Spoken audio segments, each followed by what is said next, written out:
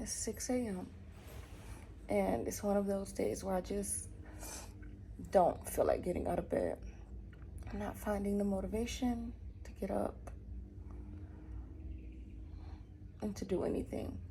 But although my mind is giving me a million and one reasons why I should lay here and I shouldn't do anything and I shouldn't get up, we're getting up anyway because being alive. So I'm about to get up.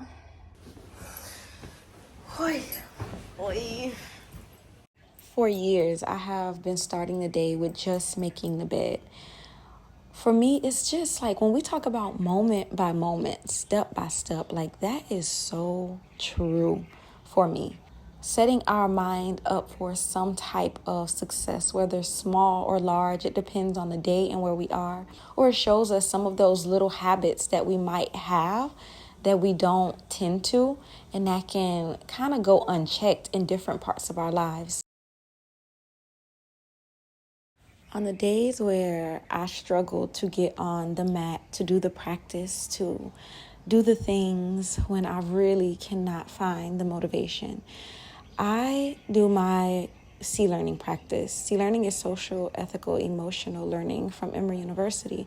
And even though I have all these spiritual practices and all of these frameworks, I do C learning because it's secular, it's universal, it is backed by so much science, and it is so simple that it's even delivered to children. For example, here's a 1 minute self compassion practice from C Learning. Take a moment to connect with your genuine wish to be happy and to be free from any pain or suffering, whether it be physical, mental, emotional. And remembering that challenging times and situations happen, and it's normal that they happen, and also remembering that they are always in flux and changing. Considering if there is any situation or way in which you might be being hard on yourself or having unrealistic expectations for yourself, and thinking of any wise and kind advice or words that you would give to a friend in that situation.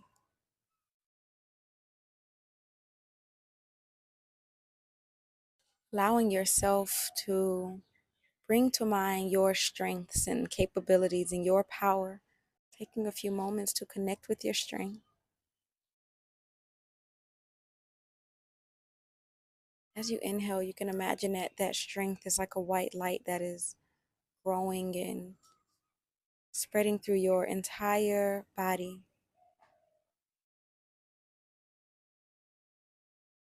And noticing any sensations that you may feel inside as you do that.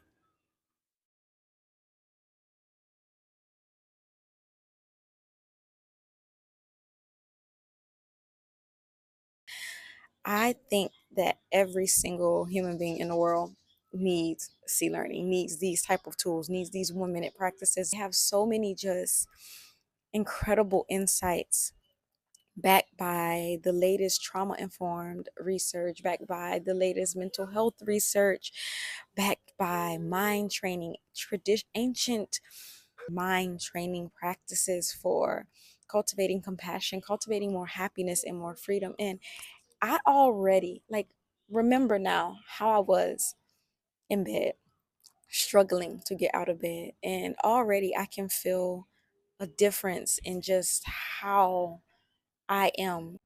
I love mornings in Bali. It's like my favorite time. If you can wake up early enough here in Bali and just uh, take in all of this, like the beauty of the sun rising, just the nature, the local life.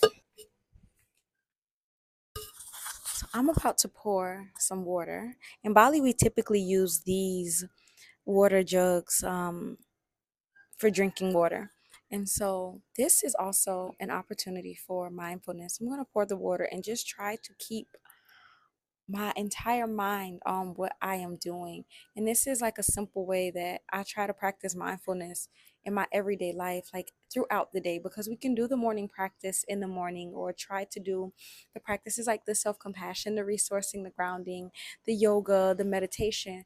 But the intention of those practices is to try to keep them with us in our days. And actually, for me, especially now, like I always think, it's so hard to do your practice when life gets challenging.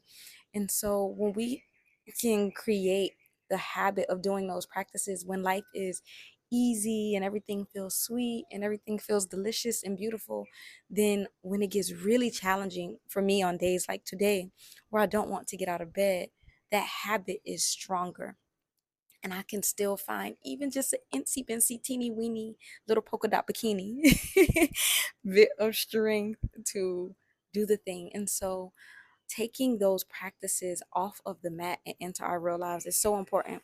So here we go. We're gonna pour water mindfully, listening to the sound of the water, feeling my hands on the bottle,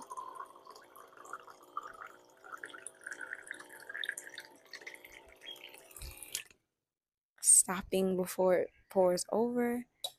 And it's such a short practice to just be mindful doing anything. It might not be pouring water, it might be you cooking, it might be you driving, it might be you just talking to a friend, it might be you working, and being as mindful as you can be, bringing your mind back to where you want it to be, bringing it back to what is happening in your present moment experience. Okay, let's get into a short morning practice. It's going to be like 10 minutes, honestly. So this morning, I'm going to be doing Pawamuktasana, which is such a simple practice. It's to kind of just iron out the tension and knots and all the stuff that can get stuck in our body and can cause us to feel very lethargic and disconnected and heavy and all the tension and not motivated. I have that link in the description for the full Pawamuktasana movement practice. And then before you know it, you are knee deep into the day without even really knowing it. Sometimes for me, when I have to think about the full day, especially on the days where I feel very stuck and unmotivated and really not just feeling it, when I think about the entire day, I'm just like, what? But just step by step, moment by moment, waking up, having a moment of gratitude, 1 minute, just even 1 minute a day, 1 minute of gratitude, 1 minute making the bed, 2 minutes making the bed, depending on how crazy you sleep. I tend to sleep very, very straight and very, very still. But 1 minute of making the bed, choosing a 1 minute practice and making that your practice for 1 minute consistently every day. And for me, especially as someone who would consider myself a seasoned practitioner and who has hundreds of hours of yoga teacher training, has taught yoga, has taught different modalities. Even for me, sometimes 1 minute is my capacity. And I can definitely feel the shift from this morning when I was like, I was ready to snooze. I was ready to stay in bed. I was ready to just like have one of those days. And I was like, okay, you know what to do. One moment, one step, one practice. So, anyway, we are now about to pick our card for today. And so, my challenge to myself, this is a card game called Alive that I created. And whatever I pick, I am going to see like if there is any way I can kind of be alive through that card, how I can bring that card to life. So even if it's just a question, as I go throughout my day, my intention is to kind of allow myself to kind of hold that card, hold that question or that dare in my mind. And in any moment throughout the day, just try to answer that card, whether it be verbally, whether it be physically, whether it be whatever. Let's see what my card for today is. Oh my goodness. I'm going to just spread them out. And I'm dramatic, so I'm going to close my eyes and kind of just. Okay, I'll pick you. Oh, that's two. Oh my goodness. Okay, I'm going to let you. My eyes are closed, so I don't even see it still. What's there? What's there? Was it upside down? Oh, yes. Okay.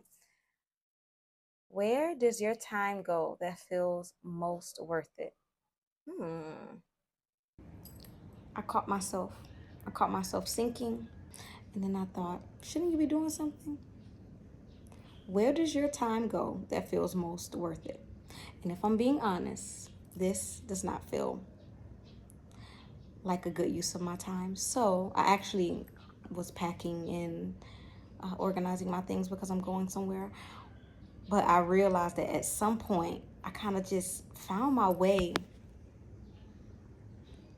lying in bed. Like, what, girl? That is not the mission. That's not the mission today. It's not the mission. So, putting the phone here. And we got things to do. Guys, in Miami, I had a Mercedes Benz. And in Bali, I have a Fazio. And let me tell you something. That Mercedes Benz was costing me $700 a month. I was in debt. I was broke paying that lease. And this Fazio cost me a whopping, I think about like 50 something dollars a month. Like, I'm gonna listen to a Dharma talk while I'm on the road. It's a pretty long drive, about an hour and 30 minutes. So I'm really looking forward to listening to my teacher and just kind of letting his voice and the teachings and the Dharma kind of wash over me. Because what I find on my journey is, it's so crazy that, and I think I probably said this earlier in the video, that it's so easy to practice when everything is going well in life. And so for me, I could really drop into practice for hours when everything is going well. But when the challenging, icky moments of life start to happen, I struggle a lot with coming back to the teachings, coming back to the practice, getting on the mat, doing the things. And that's why today is all about a step-by-step type of thing, like just taking it a moment by moment. And so in this moment, I'm going to choose to listen to the Dharma teaching. Put my helmet on. Oh my goodness. Today is just a normal Tuesday in Bali. And so when I pulled the card and my question was, where does your time go that feels most worth it? I was like it made me question, like, are these things that I want to give my time to that actually are the most worth it for me? Really also puts into perspective, like, at least for me and how I'm using this day, like, am I actually doing things that are of good use to my time? But I didn't want to do too much. Like, I didn't want to overwhelm myself and make it this very big thing. But I was sitting here, I actually was on my way somewhere, and then I stopped for a little bit. And then I was sitting here, and then I ended up speaking to my mom. And my mom and I were talking a little bit. And during our conversation, I was able to help her with something. And that made me so happy. Like, it just made me so happy to be one, to be somewhere where I had the time and the space and the energy to be able to be accessible for her. And although I actually was even calling my mom with a problem, like, I was calling her because I was like, I need you. And somehow it ended up being me being able to help her. And that just felt so good to be able to do. Like, that just felt so good to be able to do. And to just, for me, over the years, like, I've had a very rocky relationship with my mom throughout my life. But now me and my mom are like this. Like, that is my, really, like, she is one reason that helps me to get out of bed in the morning, because I've seen what this woman has gone through. I've seen her resilience. I've seen her sweetness and her kindness. My mom is really an incredible human being. And so anyway, whenever I get the opportunity to be able to do anything for her, it really just makes me feel good. And I think anything for anybody in that way even sometimes we might feel like what we do or what we say isn't enough, or because for me sometimes it feels like I want to do more. Like I want to do something big. I want to change the world in the biggest way possible. I want to teach this and I want to share this and I want, like I would like to just make this as accessible as possible. All these things that I know about wellness and well-being and healing and spirituality and yoga and mindfulness.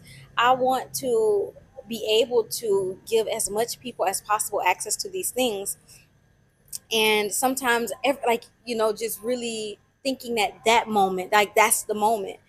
But for me, smaller moments like this, they are what plant the seed for those moments. And so being able to have one, the the energy, the time, the space to be available to even just one person, and then two, being able to know the right thing to say or to know the skills to use or to know what to be able to do to help that person. Like in this case, my mom, it was a logistics issue for her that she couldn't quite navigate, but it was something that was really important for her to be able to start her day tomorrow. She's in the US, so it's very late there now. And so being able to kind of have the means and the skills and the knowledge to be able to help her with that. And then also just having the care and the concern. Like I got on the call with my mom very much so like in my own stuff. Like this is like I'm kind of going through this, and then being able to shift that and hear that she needed help with something, and being able to have the space in my heart and in my mind to be able to reorient myself. So that is that feels like good use of my time. That is something that feels like perfect use of my time. This also is just making me notice the small things as well. I feel like today, and I think that's good for me because I can be a person like I go straight to like I go from 0 to 100.